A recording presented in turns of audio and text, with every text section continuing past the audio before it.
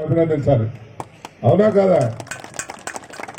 అటువంటిది ఈ గ్రౌండ్ డెవలప్మెంట్కి ఆల్రెడీ మన విజయవాడ ఎంపీ గారు క్రికెట్ అసోసియేషన్ మెంబర్ కాబట్టి వాళ్ళు ఆల్రెడీ మాట్లాడున్నారు.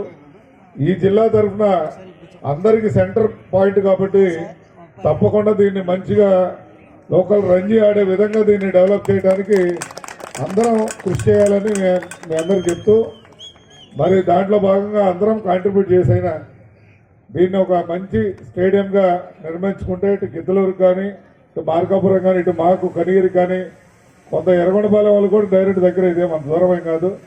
రంజీ అంటే అందరం ఒంగోలు ఆడుతున్నారు కాబట్టి ఖమ్మంలో బాగుంటుందనే విధంగా ఈ స్టేడియాన్ని డెవలప్ చేసి రాబో రోజుల్లో ఇక్కడ క్రీడల్ని మా సోదరుడు ఏం పేరు సత్యమా సీను కేతం సీను మరి అంత ఇంట్రెస్ట్గా అందరిని ఇన్వైట్ చేసి చక్కగా ఈ గేమ్ని మరి 4వ తారీఖు ప్రారంభించామని చెప్తూ ఉన్నారు. మరి 4 ప్రారంభించి 18 దాకా ఆడటం అంటే అంత ఈజీ పని కాదు. ఆర్గనైజ్ చేయడం చాలా కష్టం, ఖర్చుతో కూడిన విషయం కూడా అది.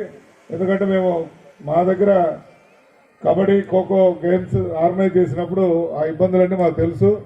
కాబట్టి వాళ్ళని ఎంకరేజ్ చేస్తూ దాన్ని ఈరోజు ముగింపు సభ కింద స్వర్గీయ నందమూరి తారక రామారావు గారి 30వ వర్ధంతి సందర్భంగా ఇక్కడ ప్రోగ్రాం ఆర్గనైజ్ చేసినందుకు వారందరికీ ఇప్పుడే మా ఎరిక్షన్ అన్న చెబుతున్నాడు, రామారావు గారి పేరు చెబితే గతంలో ఈలలు ఇక్కడ ఉన్న వాళ్ళందరూ ఈందాగా ఒక పాట వేశారు ఇక్కడ ఒంగోలులో,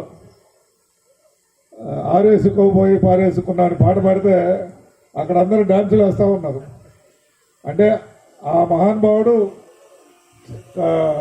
చిత్రసీమలో ఉన్న నెంబర్ 1గా ఉన్నాడు, రాజకీయంగా ఉన్న నెంబర్గా ఉండి ప్రజలే దేవుళ్ళు సమాజమే దేవాలయం అన్న ఒక నినాదంతో ఆ రోజు ఆయనకు అనుభవం లేకపోయినా రాజకీయంలోకి వచ్చి, ఎందుకంటే నిస్వార్థంగా చేసేటప్పుడు దానికి ఎక్స్పీరియన్స్ అక్కర్లా, అటువంటి నాయకుడు నందమూరి తారక రామారావు గారి పార్టీ స్థాపించి మరి ఇన్ని సంవత్సరాల తర్వాత అంటే రాజకీయాన్ని సామాన్యుడి దగ్గర తీసుకొచ్చిన మహానుభావుడు ఆయన.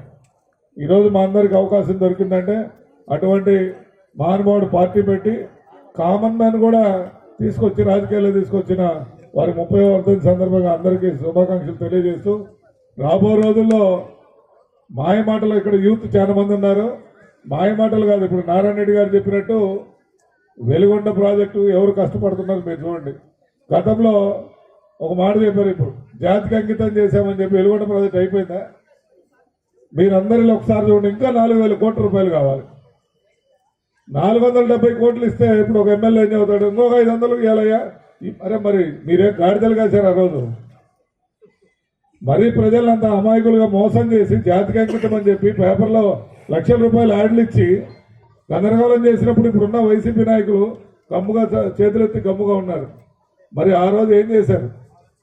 ఇది చిత్తశుద్ధితో మా ముఖ్యమంత్రులు నారా చంద్రబాబు నాయుడు గారు ఇది కంప్లీట్ చేసి నేను ఎలక్షన్కి వస్తానని చెప్పి కూడా వారు చెప్పడం జరిగిందంటే దాన్ని ఛాలెంజింగ్గా తీసుకొని ఈరోజు ఫస్ట్ ఫేజ్ అయితే ఈ 26కి కంప్లీట్ చేసి ఎర్రగొండపాలెం మార్కాపురానికి వస్తే నీళ్ళు ఫస్ట్ గిద్దలూరు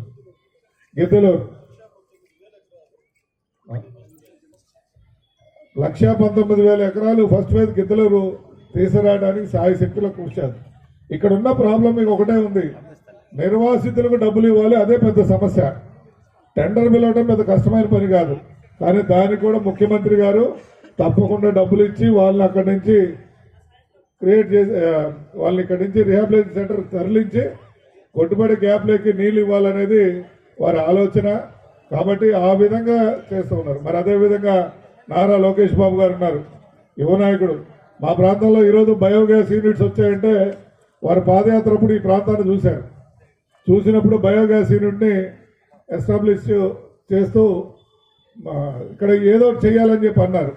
అటువంటి తరుణంలో మా ప్రాంతంలోకి ఇప్పుడు మన మంత్రి గొట్టిపాటి రవికుమార్ గారు ఉన్నారు, మన ప్రాంతవాసి కాబట్టి మొదటిగా ప్రకాశం జిల్లా పెడదామని చెప్పేసి దాంట్లో వెనకబడ్డ ప్రాంతాలైన మార్కాపురం కనిగిరి దగ్గర ఆ ల్యాండ్ ఎక్వైర్ చేసి మా దగ్గర అయితే పనులు ఆల్రెడీ మిషనరీ కూడా వచ్చి లాంచ్ అయింది. రేపు 20వ తారీఖు మంత్రి గారు ఆ ప్రాంతానికి కూడా విజిట్ రాబోతున్నారు.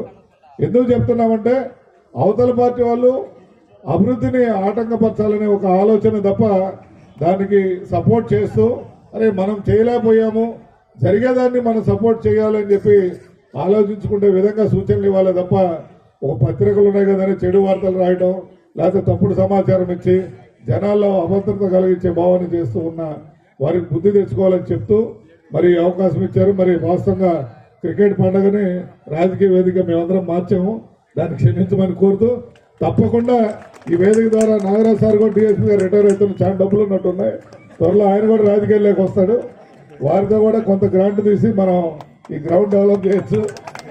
సరదాగా మా సార్ జోక్గా ఉంటాం కాబట్టి చెబుతున్నాం.